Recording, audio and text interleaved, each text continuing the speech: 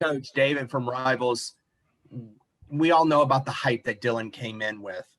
A week in now, your thoughts on what kind of player you've seen, because it's been against opposing pitching. And obviously, things will change once conference play starts. But a week in now, your thoughts on what Dylan's been able to do for you guys. Well, I'm not surprised at all. We scouted him thoroughly during his high school career. We also have seen him all fall. And in 6 weeks leading up to the beginning of the season, we've seen him hit against our pitchers that we think are pretty good. And listen, Dylan's a total package, and he not only has talent as a ball player, but he's got the greatest attitude. He's a competitor. He's a hard worker. He's a team-oriented guy, very humble, but very self-confident in himself. He's got all the tools, and there's a lot of guys with tools that don't then produce because they don't have the right attitude, but he has the right attitude, and consequently he's, as far as I'm concerned, he's a can't miss prospect. He's going to go out there and play the game the right way, play it hard, and he's not going to get discouraged when things don't go perfect for him. He's going to do the very best he can every day. He just brings everything to the table that you like to see in a young player. And I'm not surprised. I can't put numbers, David, on what I expect him to accomplish, because like last night, maybe the hardest ball hit outside of Dross' home run was a ball that he hit up the middle that their shortstop made a diving stop on. So it robbed him of a hit. And yet it was a absolute, rocket up the middle. So, you can't predict numbers. You can't predict batting average. You can't predict home runs, RBIs, all those kinds of things. I'm really glad he's on our team. Let's just put it that way.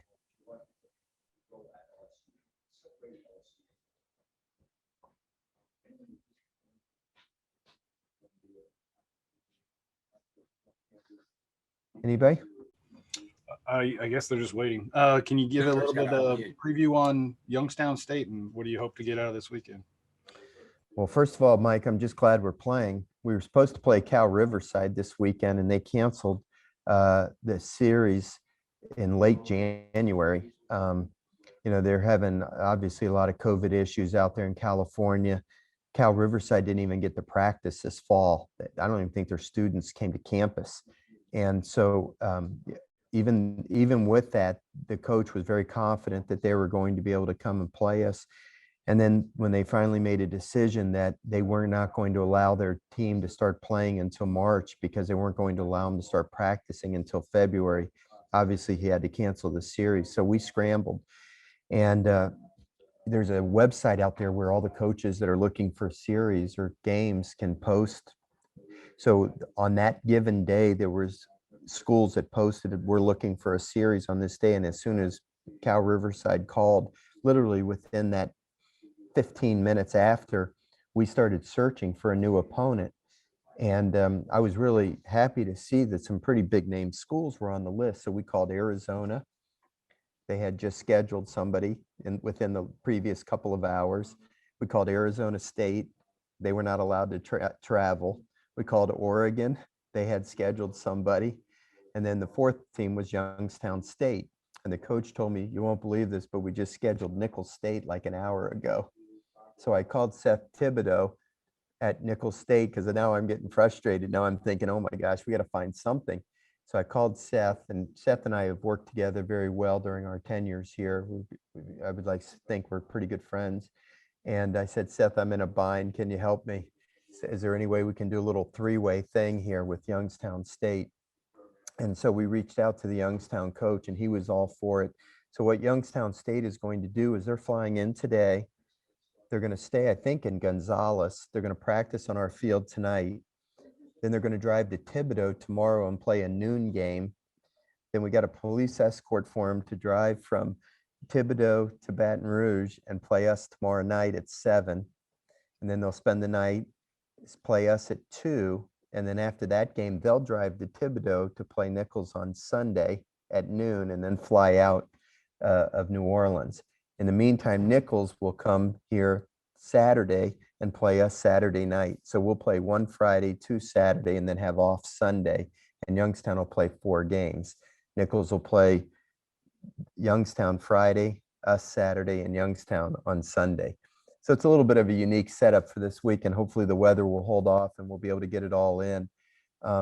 I know this, Youngstown's got 2 really fine left-handed starting pitchers that they're both going to pitch against us. I thought they might use one of them against Nicholls in the first game, but they're holding off on doing that.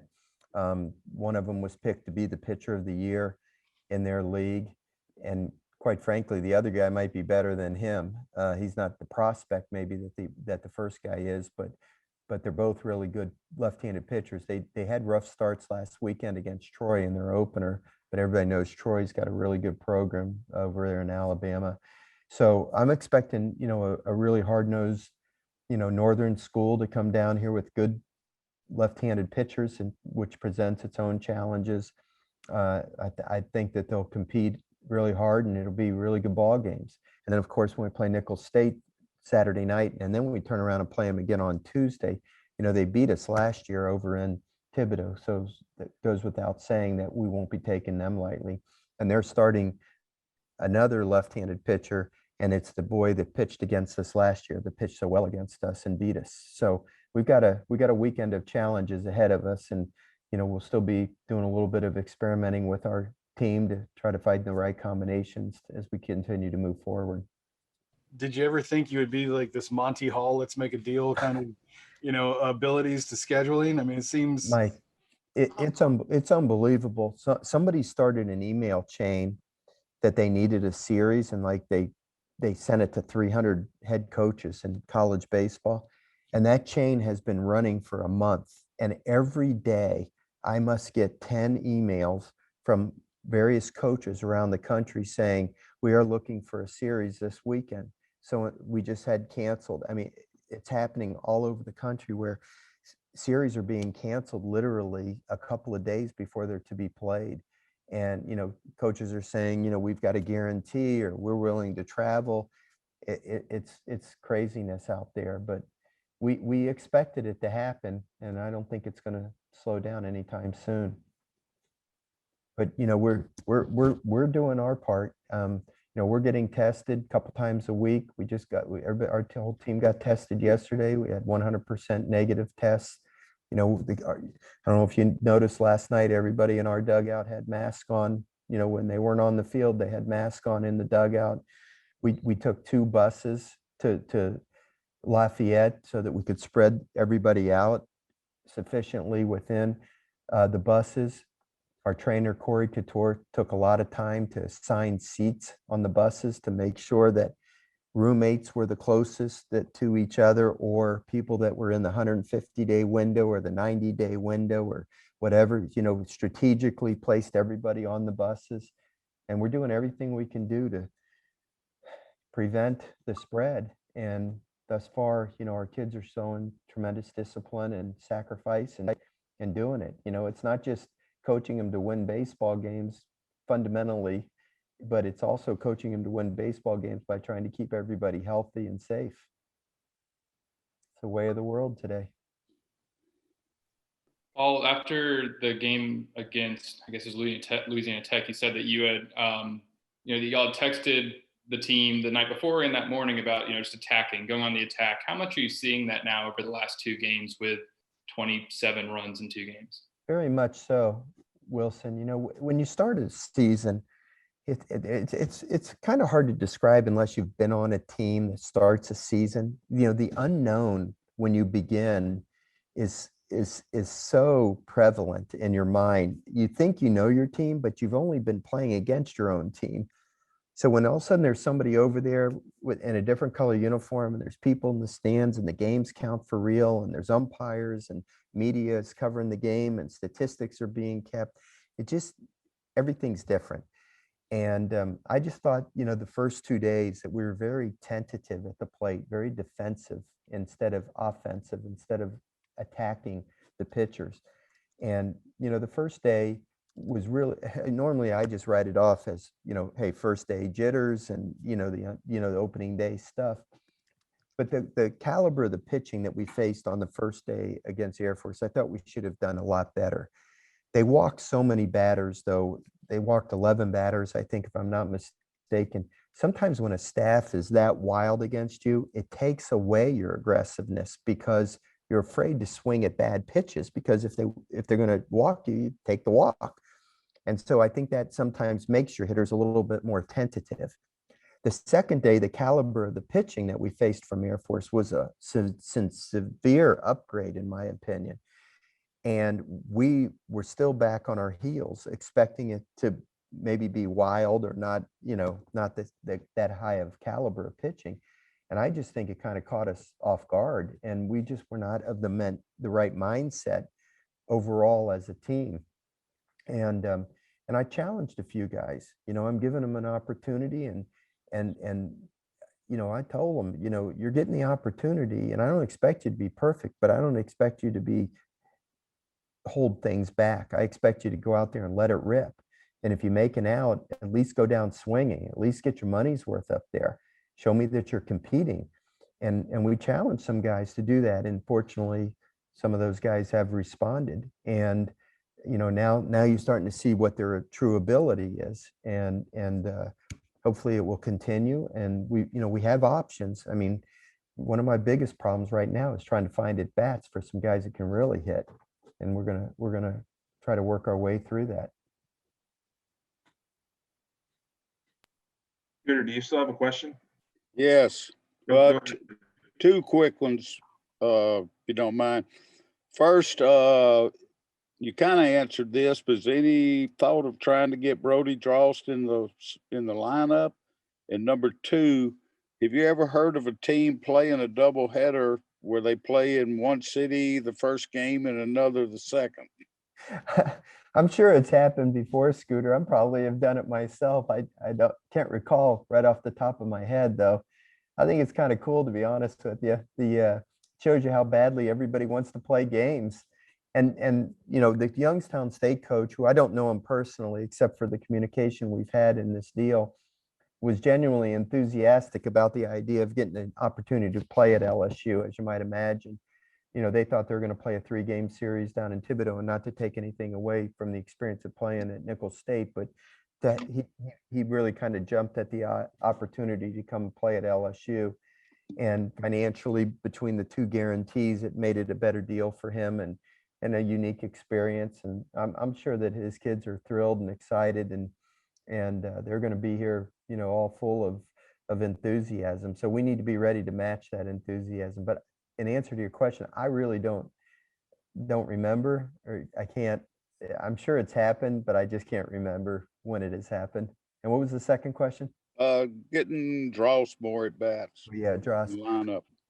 Well, I've always been extremely high on Brody Drost, and we're very fortunate he came to school. We thought we might lose him to the draft, and maybe in a year where it wasn't just a 5-round draft, we may never have seen him on campus. We know what his talent is. We've seen it. His fall was filled with extreme highs and then some lows as well. I think he hit 2 or 3 home runs this fall. So what we saw yesterday was not something we haven't seen before, but we also saw him strike out quite a bit this fall.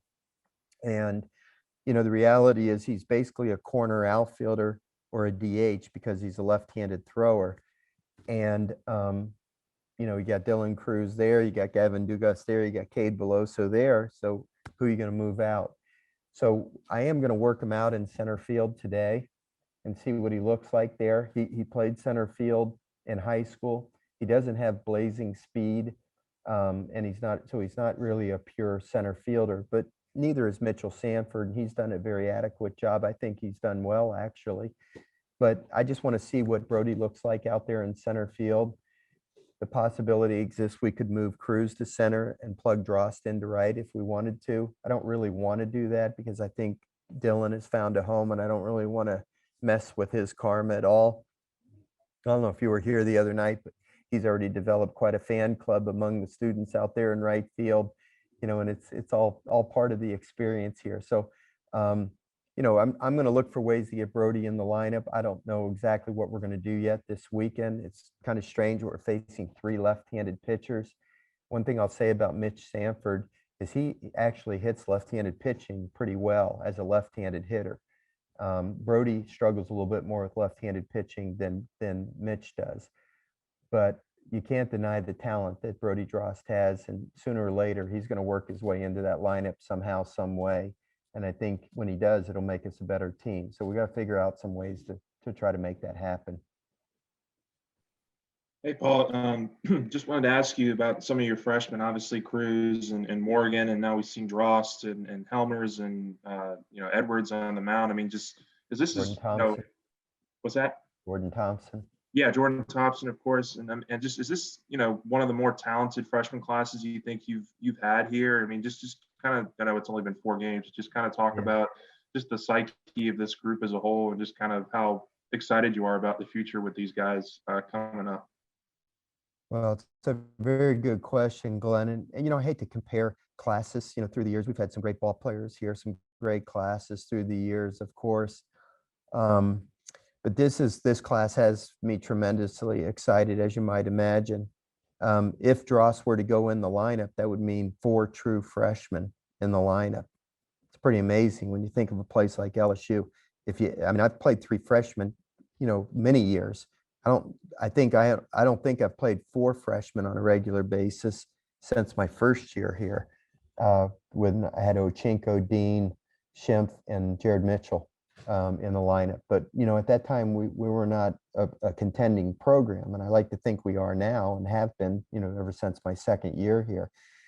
So to play 4 freshmen regularly at this point in our tenure here would certainly be newsworthy. And it would certainly demonstrate the level of ability that those freshmen have.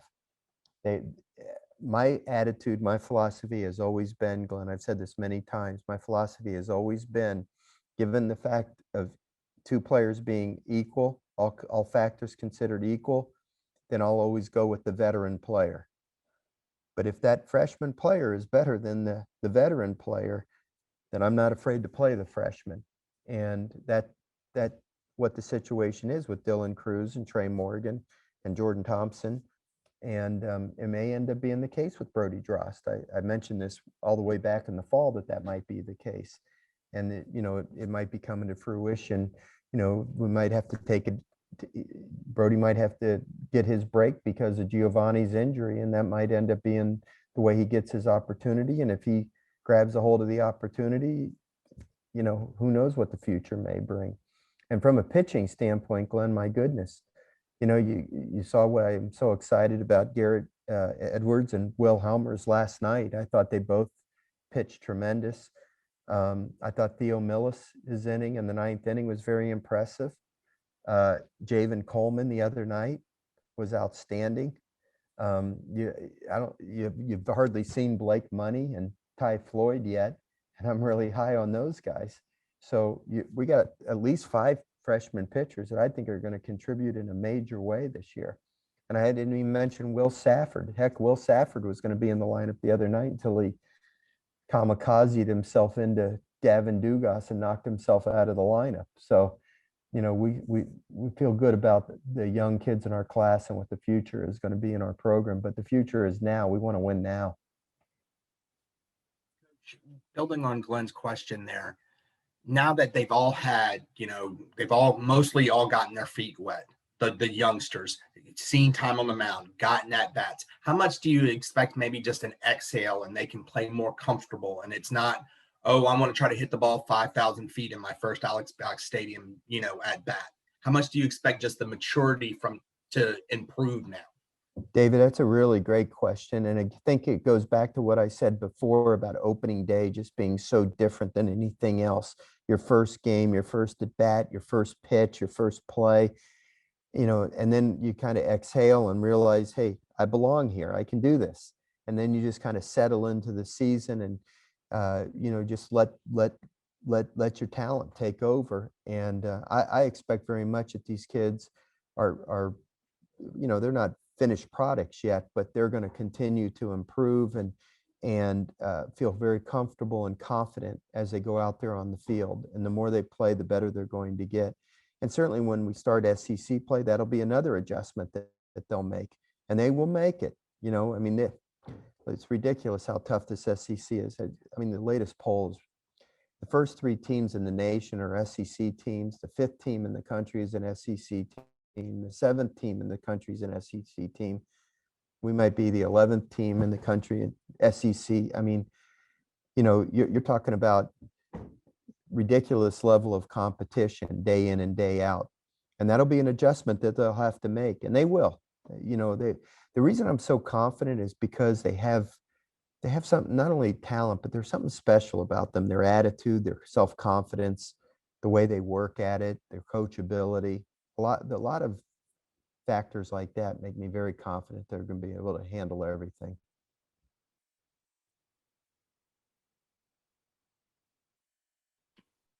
Paul, just real quick, kind of, are your starting pitchers going to be able to stretch out a little bit more this weekend? I hope so. Yeah, that's the plan. We'll see how it goes, Wilson. I'm going to change the order of the pitching this weekend, actually, a little bit. AJ Labus will pitch game 2, the first game on Saturday, and Landon Marceau will pitch the night game against Nicholls State. So it'll be Hill Friday night, Labus against Youngstown at 2 o'clock on Saturday, and then Marceau the evening game against Nicholls State. And I hope, you know, they're pitching well enough so that they can stretch it out.